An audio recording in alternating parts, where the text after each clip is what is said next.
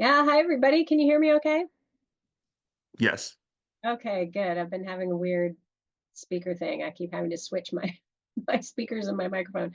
Um, Hearing what was just said, I want to just add to that.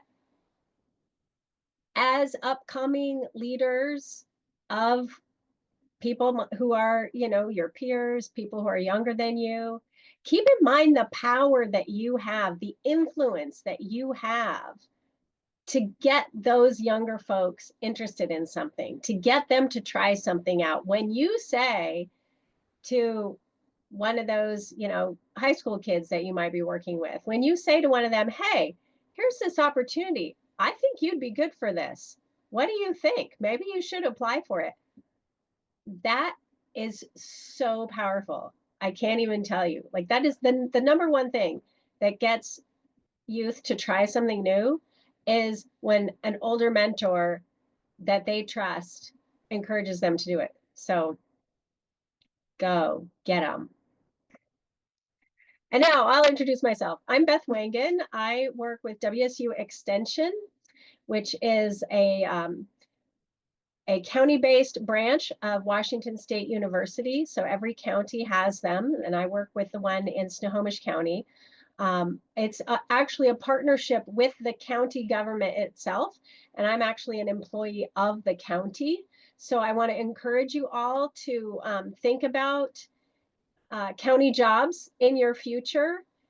It's a good, solid employer with great benefits, and they would love to have more bilingual folks in Spanish English. So if you want to apply for one of their jobs and you want help getting through that application process, let me know because it's not just a submit your resume and hold your breath kind of process. It is a fill out this massive long government application and answer all the questions in full kind of thing. It's worth it, and I would love to see you all in there.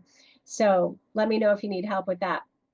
In my role at Extension, I work with 4-H, which is our youth development program, which is why I have weird facts like if you encourage kids to do something, it makes the biggest difference. And I am privileged to be asked again to come to this group, which I absolutely love doing, and give you a little team building exercise. So that's what we're going to do next. And somebody will tell me if what my time limit is supposed to be now that we started early, because I always bring more fun stuff than we ever have time for.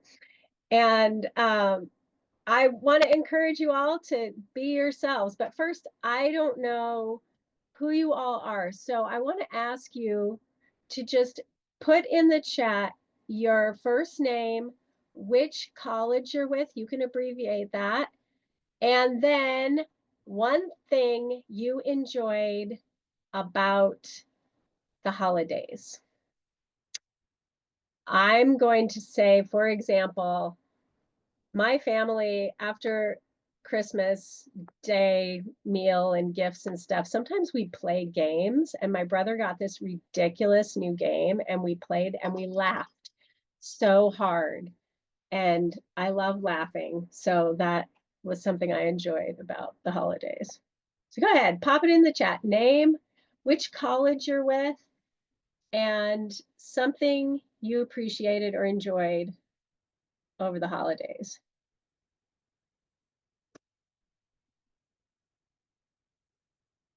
I see Javier enjoyed sleeping. That's good. Sleep is definitely something all students need to take advantage of.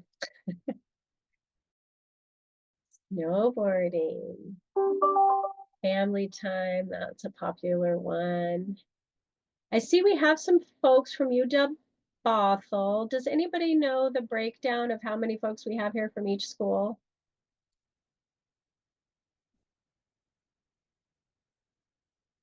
Andres or Serena? It's a majority of UW Bothell. I believe there were three Edmonds or four Edmonds out of the nine. Okay, great. So as happens whenever we sit still for any period of time, the blood stops moving well into our brains, and we need to get up. We need to get up and move our bodies around. So that's what we're going to start with. And I'm going to ask you to get up if you are able and find something in your vicinity, maybe in the room that you're in right now, that meets whatever criteria I state. And I'll give you, like, 20 seconds or something. All right. So the first thing is find, and then bring it back to the screen and show it to us so we can all see what it is, right? Find something orange, the color orange. Ready, go. A cat, nice. Oh, tiny things, big things, clothing, a pumpkin, Serena, nice. What, Dulce, what do you have there? It's a Oh, seasoning. turmeric, nice. Yes, very orange. All right, awesome. Thank you all for sharing. Now, next, ready? We're gonna go get up again and find something round. Something round. Ready, go. Dana, it's like you planned this out. An actual I have a ball. lot of stuff on my desk. Oh, Javier's got an actual ball too. I have a juggling ball. It's kind of squishy, but I can make it round. Right? Something. Oh, sucker. Yes, pillow round can be two-dimensional. It can be three. It can be one-dimensional. Yes, a record even. The top of your cup. Yes. Oh, a roll of tape. Very clever. All right, nice. Thank you. Thank you for playing, everyone. Next, okay, this one. Pretend you're an ant. I want you to find something smaller than your thumb. Ready, go. Oh my goodness, these things are so small. I can almost not even see them. I see a tack. Wait, do you have a tack also, Dana? We have two tacks or more. Who else has a tack? Maybe a tack is a common desk item. Yes, nice. I don't even know. I have something that says tear off tab. I don't even know what this came off of, but it's small. Butterflies, yes. What do you have, Manuel? Is that a key? It's a thing for my controller or thumbstick. Like, yeah. Oh, nice. Yes, good, good. Very tiny things. All right, next one. All right, get ready to think here. Find something essential. Essential to you. Something essential. Any size. Ready, go. If it's essential, you probably didn't have to go very far, right? Yes. Must write, must brush teeth. I must drink tea. What do you have, Dulce? Oh, a pen. Yes, essential. Scissors. Oh my goodness. I have a mantra that you can never have too many pairs of scissors, right? You need one in every room, pretty much. Kirk, what do you have there? This is a bag of coffee beans. This is my cup of coffee, but Oh, try that harder and just bring over some actual coffee. is that the Alaska roast? Yeah, this was a gift from my sister. So I brought it back with me from Alaska because that's where I was over the holidays. Oh, nice. They sell this at the Costco in Anchorage, but you can't get it here. I was last year looking for clever Alaska gifts too, and I looked for clever coffees for my boss who also loves coffee. Wow, okay, cool. So this next one, this is going to be our last one, and we're actually going to split into some breakout groups. And Andres, if you can figure out how to keep the Edmonds folks together in the breakout room so they can share something, get to know each other a little bit better, and then the other folks, if they're all from the same school, can be sort of randomly split into some breakout rooms to share the thing that I'm going to tell you about with one another. And then Andres is actually going to pop into each of the breakout rooms and take a little Zoom selfie, which is also known as a Zelfie, if you haven't heard. And so it'll be like this. Everybody will hold up their thing next to their face. And then Andres will get a photo of that. Are we on board with that, Andres, still? Is that a good Yep. plan? Thank you so Okay. much for reminding me. Mhm. Yeah. Okay. So the thing to find is some object that says something about you, something that you're willing to divulge to the group. So it could be something superficial, it could be something deep and meaningful. It's up to you. Whatever you want to share with this group of people that you don't even know who they're going to be yet. All right? Ready, set, go. We're going to do some more breakout room stuff in a little bit. But first, I thought it would be fun to see where everybody feels their roots to be.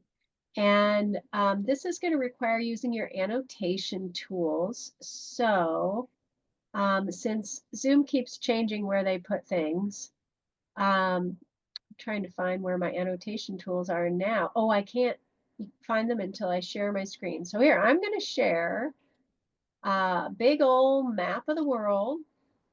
And if you can find your annotation tools, pick something, whatever, a heart, a check mark, a star, whatever you want. Draw an X. And yeah, now I can see annotation tools. And just make a little, make your mark. Wherever it is that you feel like your roots are in the big old world. Right, so we got some pretty close similarities there. This might be something that will spark discussion along the way. I noticed nobody picked the East Coast. Not in this group. So, all right, I'm going to clear all those drawings now. And the next thing I'm going to ask you to do, which is going to kind of build on, you know, our similarities and differences. So, you know, where your roots are is just one part of who you are, right? That's doesn't cover a whole lot. So we're going to cover 4 things. And you're going to use the annotation tools again for this. So that was kind of practice there. And let me explain how this this works. So it says my comfort level. My comfort level. So there are some things you're really comfortable with, right? Doesn't raise your blood pressure at all. You could do this on the spot without even thinking twice about it. That's really comfortable. And then there's, so that would be, you know, over here on this end of the spectrum. So we have a double arrow continuum here. So if you're really super comfortable with something, you're over here. And if you feel like, oh my gosh, no way, I would never do that, not in a million years, that's totally in my danger zone versus comfort zone, then you're over here on this end of the continuum, okay? And you might be anywhere in between, okay? So this first blue continuum bar here is just the example. So what I'm going to ask you to do is look at these first 2, taking charge. I want you to put your mark somewhere on this continuum here about how you feel about taking charge. If that's really comfortable for you, put your mark over here. If that's no way, I do not want to be in charge in a million years, put it on this end or wherever you are. And go ahead and do the next one too for listening and digesting. How are you at listening and digesting things? All right. People are getting their marks on there. That looks like it's probably close to everybody. So taking charge, look at the diversity there. So we've got people who are, you know, very much not in their comfort zone taking charge, and people who are fairly comfortable taking charge. Nobody who's like, yes, I take charge in my sleep, but a really big range. So that's great. That's great that we have so much difference amongst us. Listening and digesting. Similarly, there's a pretty big range. It looks like people are generally a little more comfortable listening and digesting than taking charge. Is somebody trying to say something? I hear some. No, maybe that was just background noise. Okay, so great. So just keep in mind how big those spreads are. We're going to do a couple more. I'm going to clear the marks here. And, whoops, sorry, I forgot to change back to my cursor. Okay, so let's do some more. Noticing who has not spoken and asking them for their thoughts. How are you on that? Being the spokesperson for the group, being the one to like summarize what everybody said and report it. Working behind the scenes when nobody is watching. Giving presentations in front of an audience. So go ahead and rank yourself from very uncomfortable to very comfortable on all those scales. Okay, so again, a pretty big spread. And this is great because this means that your groups are going to have a lot of diversity of talent and comfort levels.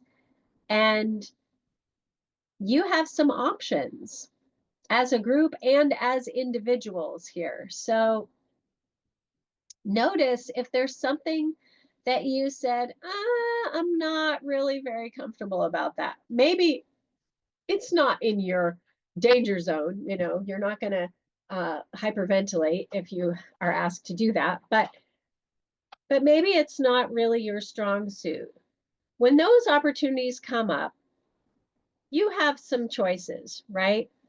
You could say, this could be an opportunity for me to practice that thing and get more comfortable with it, expand my comfort zone. And look, there are other people in the group who feel better about it than I do, who can help me and support me.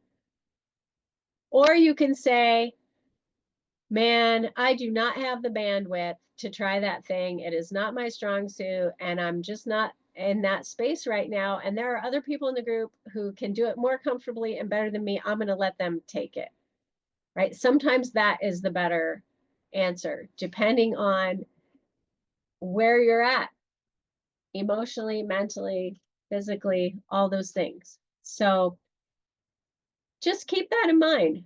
You have some options. You have choices to challenge yourself, to let somebody else take it and run with it. And when you get into your specific groups that you're going to be working with, these are some things that you should discuss. You know, who feels really comfortable talking to an audience? Who doesn't feel really comfortable talking to an audience, but wants to grow in that area? Because you're all going to have the opportunity to get up in front of an audience and present at the end of your LLI experience. Okay. All right, I'm going to clear this. And the next thing we are going to move into, speaking of getting into your groups and figuring out how you're all going to function together, is creating a group agreement. So you've probably done this in some groups that you've been involved in, where at the first time you all get together, you say, okay, let's all agree on some core things like confidentiality. We're not going to tell people what other people have said in this meeting group, or we're going to share the air. We'll make sure everybody gets a chance to speak and to share what they're thinking. So those are some common things that you might see in a group agreement. But you're going to be in a group that's going to have a project together, right? You're going to be setting a goal and working toward it together as a group. So what I want you to think about is what the characteristics are of a well-functioning group. So if you have a group that's really just working well together, humming along, they're like an Olympic rowing team, right? They got it nailed. But not rowing team, but a group that's doing a project together like you're going to do. How does that really well functioning group operate? What are some of the characteristics of that group? So I want you to just think about it for the first 30 seconds, maybe jot down some notes, and then we'll put some things in the chat. Put your ideas, or maybe I'll actually, no, chat, probably do it in the chat. All right, 30 seconds, silent, reflecting. What are characteristics of a well-functioning group? Ready, set, go. Okay.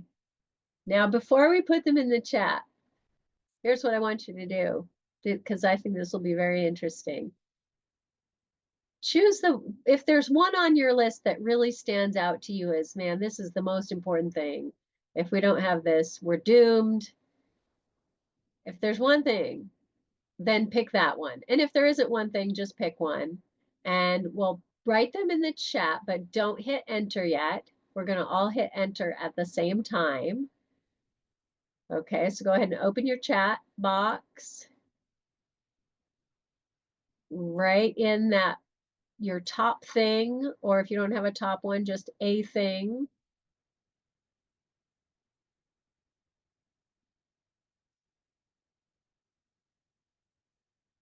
That is important to a well-functioning group.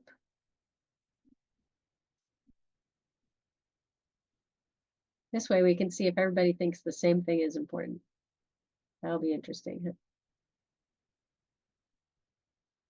Okay, now on the count of 3, we're all going to hit the little arrow button and enter our thing into the chat. Ready? 1, 2, 3.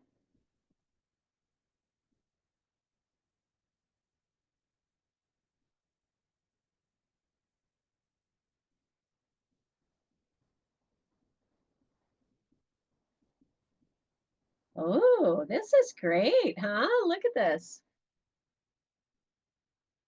What looks like the most common top thing? Something related to communication. And this is not uncommon, right? This is the one thing that always comes up quickly whenever we're talking about characteristics of a well-functioning group. It's communication, good communication, frequent communication, accurate communication. So I love this one that says communication and listening. Hey, listening is part of communication, right? Don't forget that. Being understanding, that's included in communication also, isn't it? Transparency, that's part of communication. And what I love about this is that often when people say good communication, a team must have good communication, but that doesn't mean the same thing to everybody, right? To some people that means, oh, once a month, we're going to get together and share what we're all doing, and that's good communication. And to somebody else, it means, no, we're going to have a Facebook group or, whatever chat group, and we're all going to give daily updates on our progress.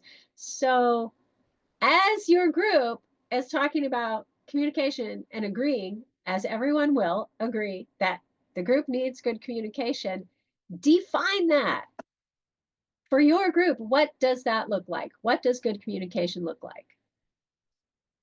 And how are you going to do it? And make sure everybody can buy into that way, that method that you have. If that's a text group chat, if that's, you know, a Facebook group, if that's email, if that's Discord, or however you're doing it. Because if somebody in your group doesn't do that thing, whatever it is, then it's not going to work, right? Everybody's got to be able to be a part of that communication. Otherwise, it's not communication. And there are a lot of other great comments in here too. Responsiveness, keeping people updated, even if all you have to say is, I haven't done anything yet. You know, it's good for people to know, because maybe somebody can help you, right? That's something that's not on here, is being communicative of your needs. Think about that. If you need something, one way to guarantee you won't get it is to not say anything, right? If you need support, if you need translation, if you need help with babysitting, if you need a ride, like, if you don't say anything, you're not going to get it.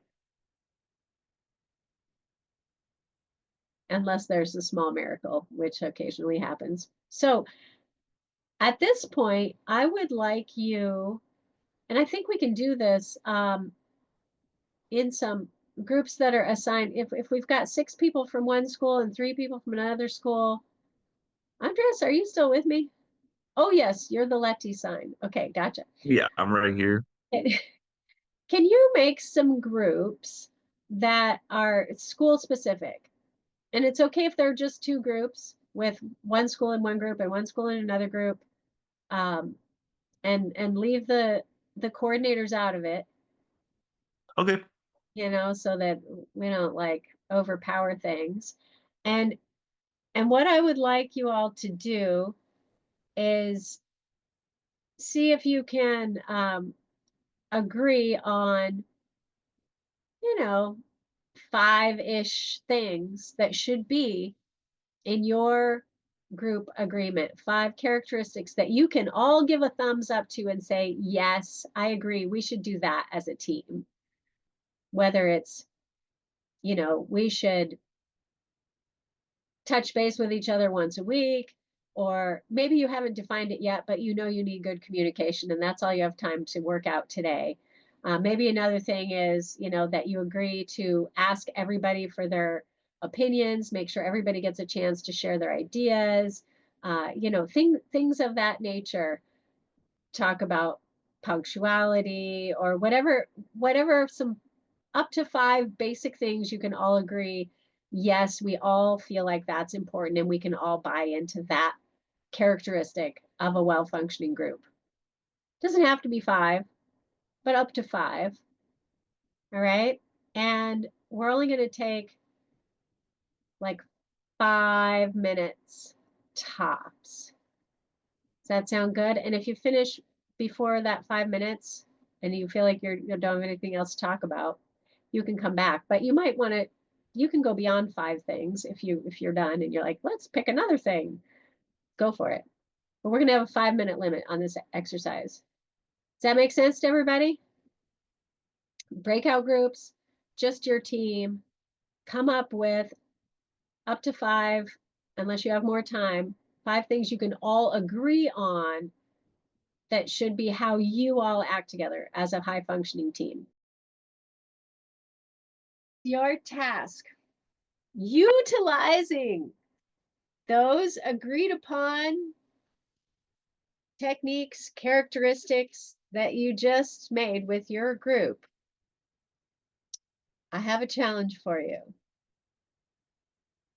Here is the challenge. You are all on a ship. Let's make it nice. Let's say you're in the Caribbean. La la la, you were on a cruise, but the boat is going down.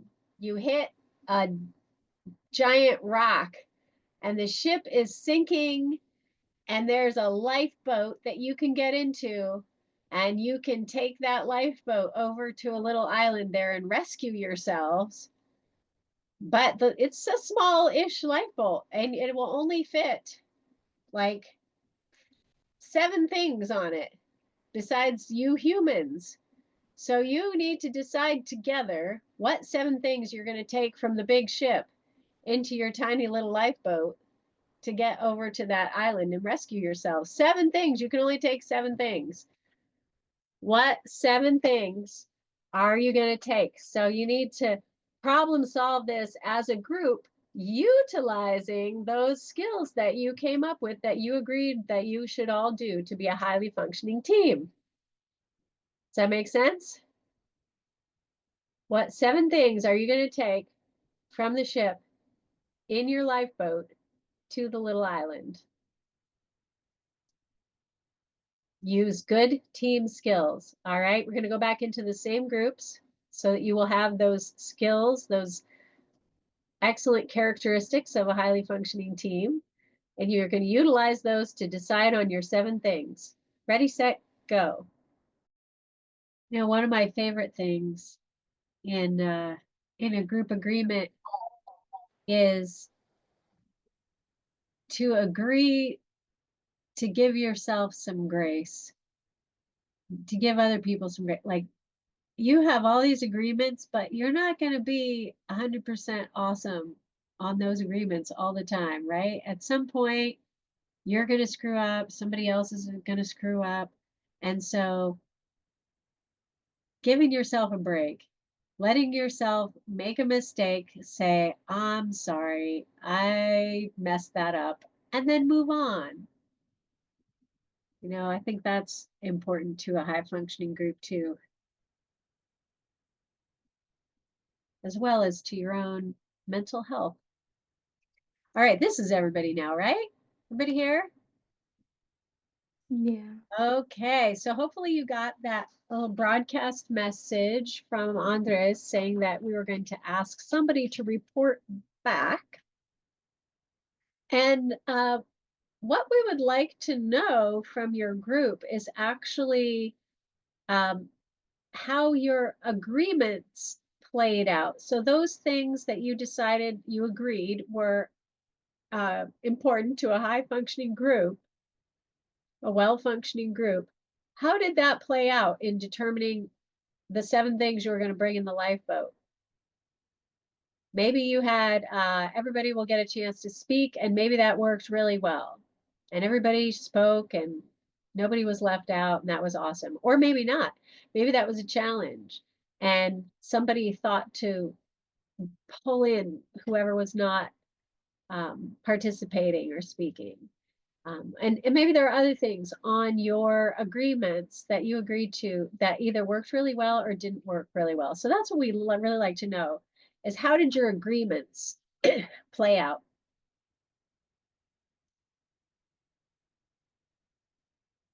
You need a minute to think about that? Because I really should have told you that's what we were going to ask you in the first place. It's kind of a surprise.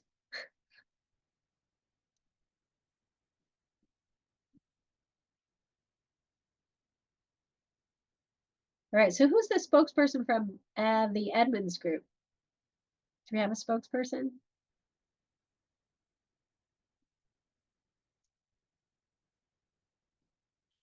So my group went pretty smoothly. We agreed to everything, and was when we were talking about the characteristics of a good team, it led one thing to another and then one thing to the other. So it was pretty easy to combine everything and relate it all together.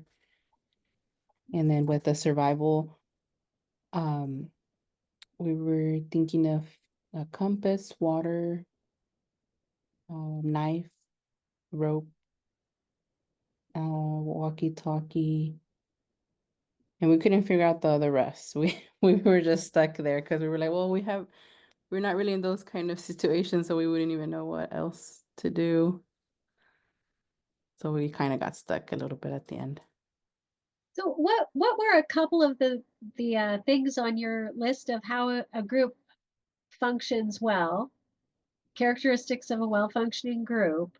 What were a couple of things on that list that you employed in coming up with your rescue list?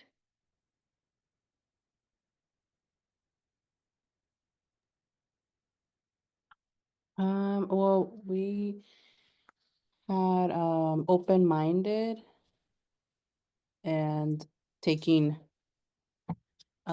criticism well, and then it led to being respectful. Can't remember the other ones, but I know, well, I think those are also good when it comes to being able to survive in an island, because everybody would be probably freaking out, and we Yes. wouldn't want to disrespect each other. We would want to come more together. Yes, those are great ones. Open-mindedness, taking criticism well, being respectful. Those are fantastic. And when you get together with your team, those are some that you know would be really good ones to flesh out. Like, what does this mean to us? Taking criticism well, what does that mean to our group? And maybe, you know, different people like to receive criticism in different ways. And so that might be something to share. Maybe somebody would rather receive it privately. Maybe somebody else would rather receive it in writing. Maybe somebody would rather receive it in person. So those would be good things to find out about the members of your group. I'm so glad you brought that up. That's great. All right, Bothell folks, do you have a spokesperson? Yeah, so we were able to mainly work with our group by just flat out brainstorm uh whatever we thought, and you know we kind of went through like a list. So like one person says this thing, oh, it's the first thing, you know, another person says another thing, it's the second thing. So like we just went through that and filled it out to, it was at seven. And through that we all talked about the significance of how we would use the item and if there's any better alternatives. And from there we finalized the seven things uh through like mutual understandings of how an item should work, or why it should be brought upon uh the lifeboat. So that's how our group functioned. Nice. So what were some things on your list of how a group functions well that you saw happening, or anybody else in your group that you saw happening as you were coming up with your rescue list? I saw that we were all taking turns mentioning the items we were looking to bring aboard. So like the turns, we just each said an item, and that was essentially it. Like it was just like brainstorming, and it all came together pretty well. Okay, so that was one thing on your list, was that everybody shares their ideas. I know Dana wants to know what else was on your list of your how a group functions, how a high functioning group behaves. What else was on your list? Do you have that, Manuel, or does somebody else have that? Oh, you mean the five the Yeah, order of things. Oh, sorry. there are 5 minutes. Yeah, so our order, or our list was listening, accountability, communicating needs, responsiveness and respectfulness. And yeah, based on our based on the activity, I found that we all took it upon ourselves to, fulfill the list. Yeah, you think you did a pretty good job, huh? Okay. Did you get all those, Dana? All right.